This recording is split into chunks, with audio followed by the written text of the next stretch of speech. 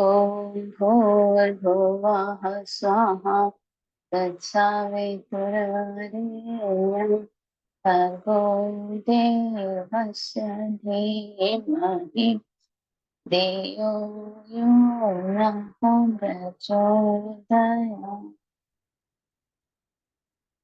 ॐ गुरुर्ब्रह्मा गुरुर्विष्णु गुरुरेव महेश्वरा गुरुरेव परब्रह्मा तस्मै श्री गुरुवे नमः। अखण्डमण्डलाकारम् व्याप्तं येन चराचरम् तत्पदं दर्शितं येन तस्मै श्री गुरुवे नमः। मात्रवत्लालये त्वेषं पितृवत् मार्गदर्शिका नमोऽस्तुते गुरुसत्तायै श्रद्धा प्रज्ञायुधाचया। ॐ श्री गुरुवे नमः।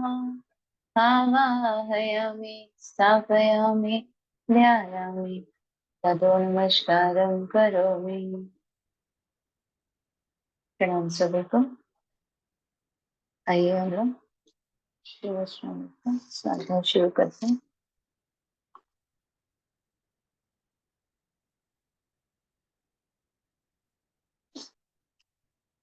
हेडिंग है डुबकी लगाओ गुरु का प्रयोजन शास्त्राध्ययन। ठाकुर कह रहे हैं सरल भाव से कहो, सरल भाव से कहो, हे ईश्वर दर्शन दो, और रो और कहो, हे ईश्वर कामनी कंचन से मन को हटा दो। हे ईश्वर कामनी कंचन से मन को हटा दो और डुबकी लगाओ। ऊपर ऊपर बहने से या तैरने से क्या रत्न मिलता है, डुबकी लगानी पड़ती है। गुरु से पता लेना चाहिए। एक व्यक्ति बाणलिंग शिव की खोज कर रहा था। किसी ने कह दिया अमुक नदी के किनारे जाओ, वहां पर एक वृक्ष देखोगे, उस वृक्ष के पास एक भंवर है, वहां पर डुबकी लगानी होगी, तब बाणलिंग शिव मिलेगा। इसलिए गुरु से पता जान लेना चाहिए। ईशान कहते हैं जी हाँ। और ठाकुर कहते हैं सच्चिदानंद ही गुरु के रूप में आते हैं। मनुष्य गुरु से यदि कोई दीक्षा लेता है तो उन्हें मनुष्य मानने से कुछ नहीं होगा, उन्हें साक्षात ईश्वर मानना होगा। तभी मंत्र पर विश्वास होगा। विश्वास हुआ कि सब कुछ हो गया। शूद्र एकलव्य ने मिट्टी के द्रोणाचार्य बनाकर वन में बाण चलाना सीखा था। मिट्टी के द्रोण की पूजा करता था, साक्षात से द्रोणाचार्य मानकर। इसी से वह धनुर्विद्या में सिद्ध हो गया।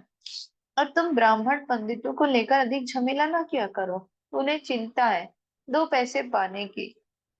मैंने देखा है ब्राह्मण स्वस्तन्य करने आया है, चंडी पाठ या और कुछ पाठ कर रहा है, पर आधे पन्ने वैसे ही उलटता जा रहा है। सभी हंसने लगते हैं। अपनी हत्या एक छोटी नहरनी से भी हो सकती है। दूसरों को मारने के लिए ढाल तलवार चाहिए। शास्त्र ग्रंथादि का यही हेतु है। बहुत से शास्त्रों की भी कोई आवश्यकता नहीं है। यदि विवेक ना हो तो केवल पांडित्य से कुछ नहीं होता। षट शास्त्र पढ़कर भी कुछ नहीं होता। निर्जन में एकांत में गुप्त रूप से रो रो कर उन्हें पुकारो, वे ही सब कुछ कर देंगे। ठाकुर ने सुना है, श्री रामकृष्ण ने सुना है, ईश्वर भाटपाड़ा में पुरुषचरण करने के लिए गंगा ईशान भाटपाड़ा में पुरुषचरण करने के लिए गंगा के तट पर कुटिया बना रहे हैं। श्री रामकृष्ण व्यग्र भाव से ईशान के प्रति, क्यों जी, क्या कुटिया बन गई? जानते हो ये सब काम लोगों से जितने छिपे रहे उतना ही अच्छा है। जो लोग सतोगुणी हैं वे ध्यान करते हैं, मन में, कोने में, वन में। कभी तो मच्छरदानी के भीतर ही बैठे ध्यान करते हैं। हाजरा महाशय को ईशान बीच बीच में भाटपाड़ा ले जाते हैं। हाजरा महाशय शुद्ध धर्मी की तरह आचरण करते हैं। श्री रामकृष्ण ने उन्हें वैसा करने से मना किया था। श्री रामकृष्ण ईशान के प्रति, और देखो, अधिक छूत धर्म का आचरण मत करो। एक साधु को बड़ी प्यास लगी थी। भिश्ती जल लेकर जा रहा था। उसने साधु को जल देना चाहा। साधु ने कहा, क्या तुम्हारी मशक साफ है? भिश्ती बोला, महाराज, मेरी मशक खूब साफ है, परंतु आपकी मशक के भीतर मलमूत्र आदि अनेक प्रकार के मैल हैं। इसलिए कहता हूँ, मेरी मशक से जल पीजिए, इससे दोष न लगेगा। आपकी मशक अर्थात आपकी देह, आपका पेट और उनके नाम पर विश्वास रखो, तो फिर तीर्थ आदि की भी आवश्यकता ना होगी। यह कहकर ठाकुर भाव में विभोर होकर गाना गा रहे हैं। यदि काली काली कहते हुए मेरे शरीर का अंत हो, तो गया, गंगा, प्रभास, काशी, कांची आदि कौन चाहता है? जो तीनों समय काली का नाम लेता है, वह क्या पूजा संध्या चाहता है? संध्या स्वयं इसकी खोज में रहकर भी पता नहीं पाती। संध्या स्वयं उसकी खोज में रहकर भी पता नहीं पाती। काली नाम के इतने गुण हैं कि कौन उसका पार पा सकता है। इन गुणों को देवादिदेव महादेव पंचमुखों से गाते हैं। दयाव्रत, दान आदि और किसी में भी मन नहीं जाता।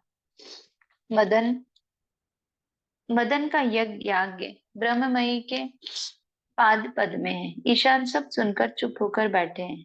बालक के समान विश्वास, जनक के समान पहले साधन, फिर ईश्वर, संसार में ईश्वर लाभ। ठाकुर ईशान के प्रति, इसको बंद करना। और भी संदेह हो तो पूछ लो। ईशान जी, आपने जो कहा है विश्वास। ठाकुर, हाँ ठीक, विश्वास के द्वारा ही उन्हें प्राप्त किया जा सकता है, और पूरा विश्वास करने पर और भी शीघ्र प्रगति होती है। गौ यदि चुन चुन कर खाती है तो दूध कम देती है। सभी प्रकार के घास पत्ते खाने पर वह अधिक दूध देती है। राजकृष्ण बनर्जी के लड़के ने कहानी सुनाई थी कि एक व्यक्ति को आदेश हुआ कि इस भेड़ में भी मैं ही तो अपना इष्ट देखना। उसने इसी पर विश्वास किया। सर्वभूतों में वे ही विराजमान है। गुरु ने भक्त से कह दिया कि राम ही घट घट में विराजमान है। भक्त का उसी समय विश्वास हो गया। जब देखा एक कुत्ता मुंह में रोटी लेकर भाग रहा है, तो भक्त घी का पात्र हाथ में लेकर पीछे पीछे दौड़ता है और कहता है, राम थोड़ा ठहरो, रोटी में घी तो लगा दूं। आह, कृष्ण किशोर का क्या ही विश्वास था। कहा करता था, ओम कृष्ण ओम राम। इस मंत्र का उच्चारण करने पर करोड़ों संध्या वंदन का फल होता है। फिर मुझे कृष्ण किशोर कान में कहा करता था, कहना नहीं किसी से, मुझे संध्या पूजा अच्छी नहीं लगती। मुझे भी वैसा ही होता है। माँ दिखा देती है कि वे ही सब कुछ बनी हुई है। शौच के बाद मैदान से आ रहा था पंचवटी की ओर। देखा साथ साथ एक कुत्ता आ रहा है। अब पंचवटी के पास आकर थोड़ी देर खड़ा रहा। सोचा शायद माँ इसके द्वारा कुछ कहलाए। इसलिए जैसा तुमने कहा, विश्वास से ही सब कुछ मिलता है। ईशान कह रहे हैं, परंतु हम तो गृहस्थ आश्रम में हैं। तो ठाकुर कहते, क्या हानि है, उनकी कृपा होने पर असंभव भी संभव हो जाता है। राम प्रसाद ने गाना गाया था, यह संसार धोखे की टट्टी है। इसका उत्तर किसी दूसरे ने एक दूसरे गाने में दिया था। यह संसार आनंद की कुटिया है। मैं खाता पीता और आनंद करता हूँ। जनक राजा बड़े तेजस्वी थे, उन्हें किस बात की कमी थी? वे तो दोनों ओर संभाले रखकर आनंद से दूध पीते थे। परंतु पहले निर्जन में गुप्त रूप से साधन भजन करके ईश्वर को प्राप्त करने के बाद संसार में रहने से मनुष्य जनक राजा बन सकता है। नहीं तो कैसे होगा? देखो ना, कार्तिक, गणेश, लक्ष्मी, सरस्वती सभी विद्यमान है, परंतु शिव कभी समाधि तो कभी राम राम कहते हुए नृत्य कर रहे हैं। परिचय 54। दक्षिणेश्वर में राम आदि भक्तों के साथ। ठाकुर दक्षिणेश्वर मंदिर में भक्तों के साथ बैठे हैं। राखाल, मास्टर, राम, हाजरा आदि भक्तगण उपस्थित है। हाजरा महाशय बाहर के बरामदे में बैठे। आज रविवार 23 सितंबर 1883 भाद्रपदी कृष्ण सप्तमी है। नित्य गोपाल, तारक आदि भक्तगण राम के घर पर रहते। उन्होंने उन्हें आदर सत्कार के साथ रखा है। राखाल बीच बीच में अदर सेन के मकान पर जाया करते। नित्य गोपाल सदा ही भाव विभोर। नहीं है, नहीं है बेटा। वाह।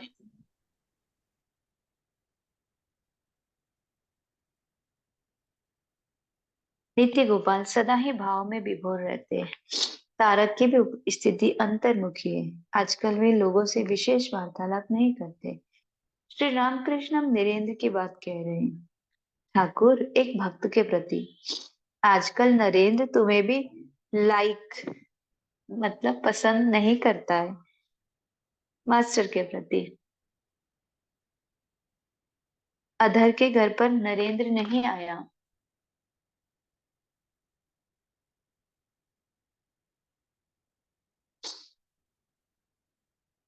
एक साथ ही नरेंद्र में कितने गुण हैं, गाने बजाने में, लिखने पढ़ने में, सभी में प्रवीण है। उस दिन यहाँ से कप्तान की गाड़ी से जा रहा था। गाड़ी में कप्तान भी बैठे थे। उन्होंने उससे अपने पास बैठने के लिए कितना कहा, पर नरेंद्र अलग ही जाकर बैठा। कप्तान की ओर ताककर देखा तक नहीं। केवल पांडित्य से क्या होगा, साधन भजन चाहिए। इन देश का गौरी पंडित विद्वान था और साधक भी, शक्ति साधक। माँ के भाव में कभी कभी पागल हो जाता था। बीच बीच में कह उठता था, हा रे रे रे निरालंबो लंबोदर जननी कम यामी शरणम। उस समय सब पंडित निष्प्रभ हो जाते थे। मैं भी भावाविष्ट हो जाता था। मेरा भोजन देखकर पूछता, तुमने भैरवी को लेकर साधना की है? पूछते थे, तुमने भैरवी को लेकर साधना की है क्या? एक करता भजा संप्रदाय के पंडित ने निराकार की व्याख्या करते हुए कहा, निराकार अर्थात नीर का आकार। यह व्याख्या सुनकर गौरी बहुत क्रुद्ध हुआ। पहले पहल कट्टर शाक्त था। तुलसी का पत्ता दो लकड़ियों के सहारे उठाता था, छूता न था। इसके बाद घर गया। घर से लौट आने के पश्चात फिर वैसा नहीं करता था। मैंने काली मंदिर के सामने एक तुलसी का पौधा लगाया था, पर कुछ समय में वह सूख गया। कहते हैं जहाँ पर बकरों की बलि होती वहां पर तुलसी नहीं रहती। गौरी सभी बातों की सुंदर व्याख्या करता था।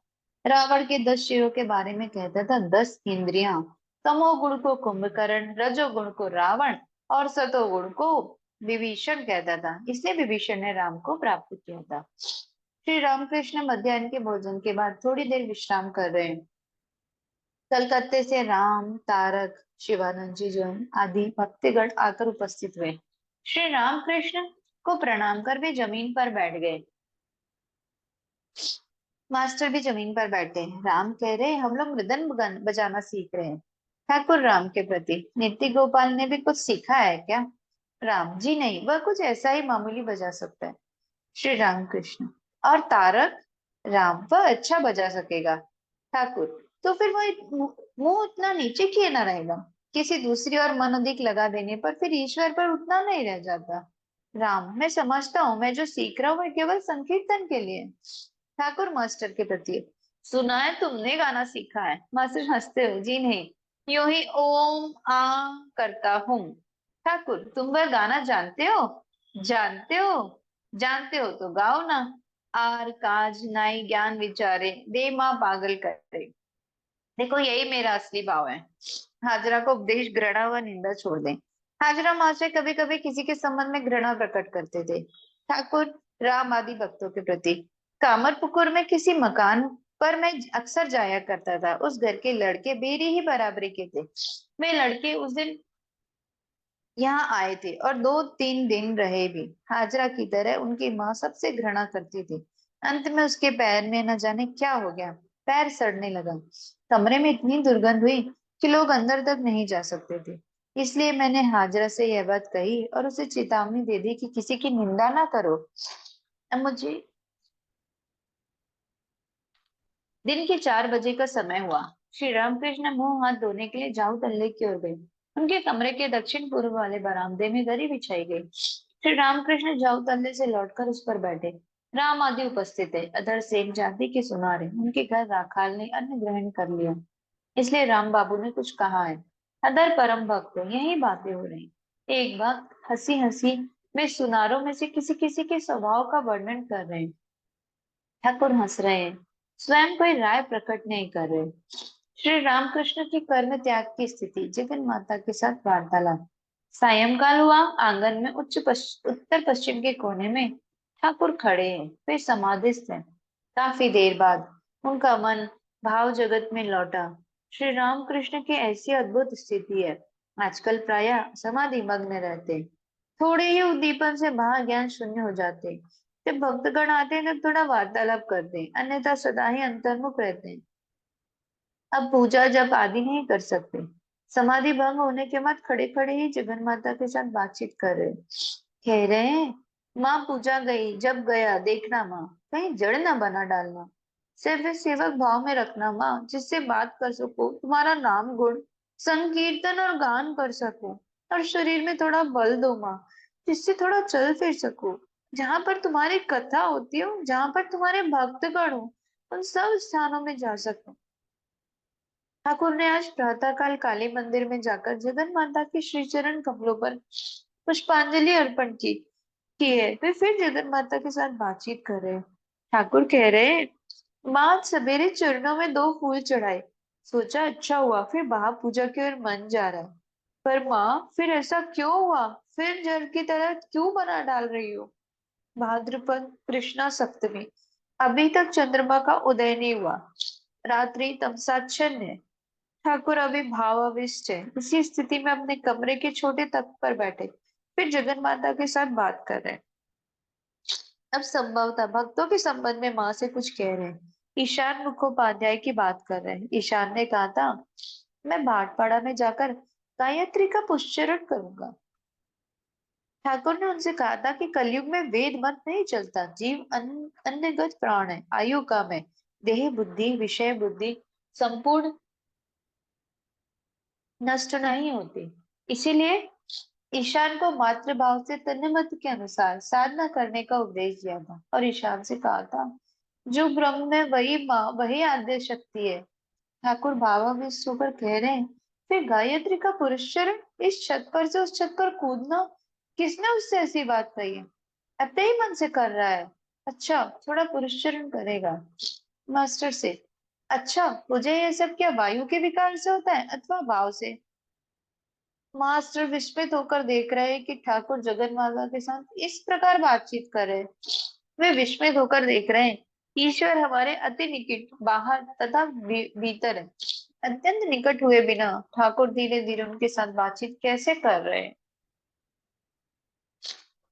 परिच्छेद 55, मास्टर के प्रति उपदेश। पंडित और साधु में अंतर, कलयुग में नारकीय भक्ति, नारदीय भक्ति। आज बुधवार है, भाद्रपद की कृष्णाष्टमी, 26 सितंबर 1883 ईस्वी। बुधवार को भक्तों का समागम कम होता है, क्योंकि सब अपने काम में लगे रहते हैं। प्रायः रविवार को समय मिलने पर भक्तगण श्री रामकृष्ण के दर्शन करने आते हैं। मास्टर को स्कूल से आज 1:30 बजे छुट्टी मिल गई। 3 बजे वे दक्षिणेश्वर काली मंदिर में ठाकुर के पास पहुंचे। इस समय ठाकुर के पास प्रायः राखाल और लाटू रहते। आज 2 घंटे पहले किशोरी आई हुई। कमरे के भीतर ठाकुर छोटे तख्त पर बैठे हुए। मास्टर ने आकर भूमिष्ठ को प्रणाम किया। ठाकुर ने कुशल प्रश्न पूछकर नरेंद्र की बात चलाई। ठाकुर मास्टर से, क्यों जी, क्या नरेंद्र से भेंट हुई थी? हंसते हुए नरेंद्र ने कहा है, वे अब भी काली मंदिर जाया करते हैं। जब ठीक ज्ञान हो जाएगा तब फिर वे काली मंदिर में नहीं जाएंगे। कभी कभी वह यहाँ आता है, इसलिए उसके घर वाले बहुत नाराज है। उस दिन यहाँ गाड़ी पर चढ़कर आया था, गाड़ी का किराया सुरेंद्र ने दे दिया था। इस पर नरेंद्र की बुआ सुरेंद्र के यहाँ लड़ने गई थी। ठाकुर नरेंद्र की बात कहते हुए उठे, बातचीत करते हुए उत्तर पूर्व वाले बरामदे में जाकर खड़े हुए। वहां हाजरा, किशोरी, राखाल आदि भक्तगण हैं। तीसरे प्रहर का समय है।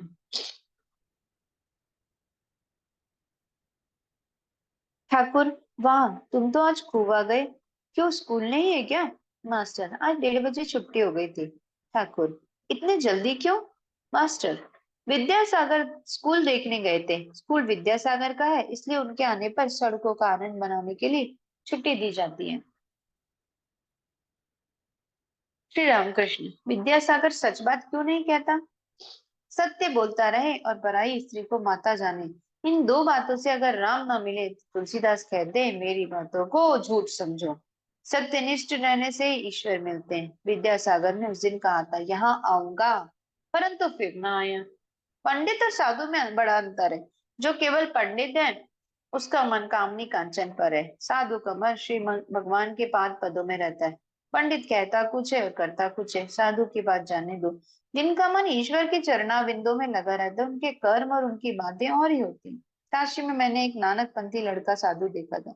उसकी आयु तुम्हारे इतनी होगी। मुझे प्रेमी साधु कहता था।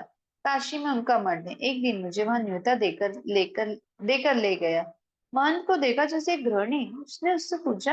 उससे मैंने पूछा उपाय क्या है। उसने कहा कलयुग में नारदीय भक्ति चाहिए। पाठ कर रहा था। पाठ के समाप्त होने पर कहा जले विष्णु स्थले विष्णु विष्णु पर्वत मस्तके सर्वम विष्णुमयम जगत। सबके अंत में कहा शांति शांति प्रशांति। कलयुग में वेद मत नहीं। एक दिन उसने गीता पाठ किया। हठ और दृढ़ता भी ऐसी कि विषयी आदमियों की ओर होकर ना पढ़ता था। मेरी होकर उसने पढ़ा। मथुर बाबू भी थे, उनकी ओर पीठ फेर कर पढ़ने लगा। फिर नानक पंथी साधु ने कहा था उपाय है नारदीय भक्ति। मास्टर वे साधु क्या वेदांतवादी नहीं है। ठाकुर हाँ वे लोग वेदांतवादी हैं परंतु भक्ति मार्ग भी मानते हैं। बात यह है कि अब कली काल में वेद मंत्र नहीं चलता। एक ने कहा था मैं गायत्री का पुरस्चरण करूंगा। मैंने कहा क्यों।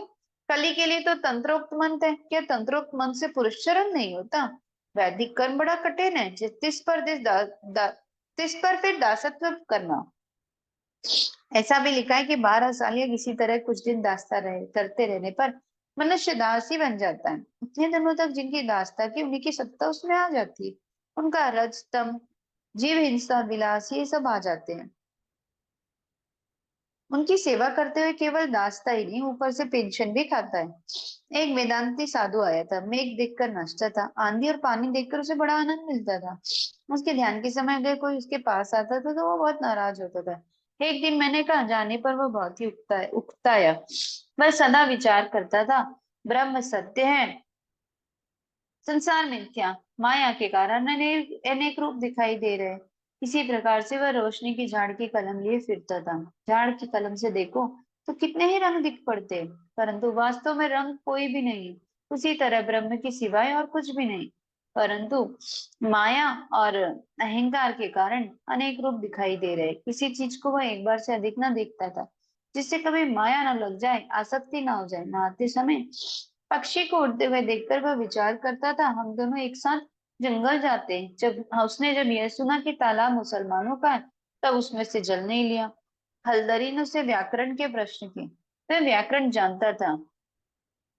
व्यंजन वर्णों की बात हुई। 3 दिन यहाँ ठहरा था। एक दिन गंगा जी के किनारे पर शहनाई की आवाज सुनकर उसने कहा जिसे ब्रह्म दर्शन होता है उसे इस तरह की आवाज सुनकर समाधि हो जाती है।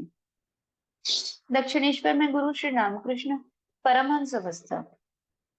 ठाकुर साधुओं की बात करते हुए परमहंस की अवस्था बतलाने लगे। वही बालक किसी चाल मुंह पर हंसी जैसे एकदम फुट फुट कर निकल रही है। कमर में कपड़ा नहीं कमर में कपड़ा नहीं, दिगंबर आंखें आनंद सागर में तैरती हुई। श्री रामकृष्ण फिर छोटे तख्त पर जा बैठे। फिर वही मन को मुग्ध कर देने वाली बातें होने लगी। ठाकुर मणि से मैंने न्यांगटा तोतापुरी से वेदांत सुना था। ब्रह्म सत्य संसार मिथ्या है। बाजीगर आकर कितने ही तमाशे दिखाता है। आम के पौधे में आम भी लग जाता है, परंतु ये सब तमाशा तमाशा दिखाने वाला बाजीगर ही सत्य है।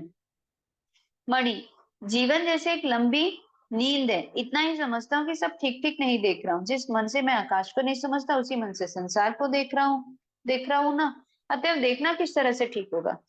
ठाकुर एक तरह और है। आकाश को हम लोग ठीक नहीं देख रहे। जान पड़ता है वह जमीन से मिला हुआ है। अतएव आदमी सत्य कैसे देखे। भीतर विकार जो है। ठाकुर मधुर कंठ से गाने लगे हे शंकरी ये कैसा विकार है। तुम्हारी कृपा औषधि मिलने पर ही ये दूर होगा। विकार तो है ही। देखो ना संसारी जीव आपस में लड़ते हैं, परंतु जिस आधार पर लड़ते हैं वो बेजड़ है। लड़ाई भी कैसी। तेरा यह है तेरा वह है। कितनी चिल्लाहट और गाली गलौज। बड़ी मैंने किशोरी से सुना था छूचे संदूक में है कुछ भी नहीं, परंतु आदमी खींचातानी कर रहे रुपए हैं ये समझकर। अच्छा यह देह भी तो कुल अनर्थों का कारण है। यही सब देखकर ज्ञानी सोचते हैं इस गिलाफ को जोड़े तो जी बचे। ठाकुर काली मंदिर की ओर जा रहे हैं। श्री रामकृष्ण क्यों इस संसार को धोखे की टट्टी कहा है तो उसे आनंद की कुटिया भी तो कहा है। दे रही भी तो क्या। संसार आनंद की कुटिया भी तो हो सकता है। मणि, निर्वचन आनंद यहाँ कहाँ है? ठाकुर, हाँ यह ठीक है। ठाकुर, काली मंदिर के सामने आए, माता को भूमिष्ठ प्रणाम किया, मणि ने भी प्रणाम किया।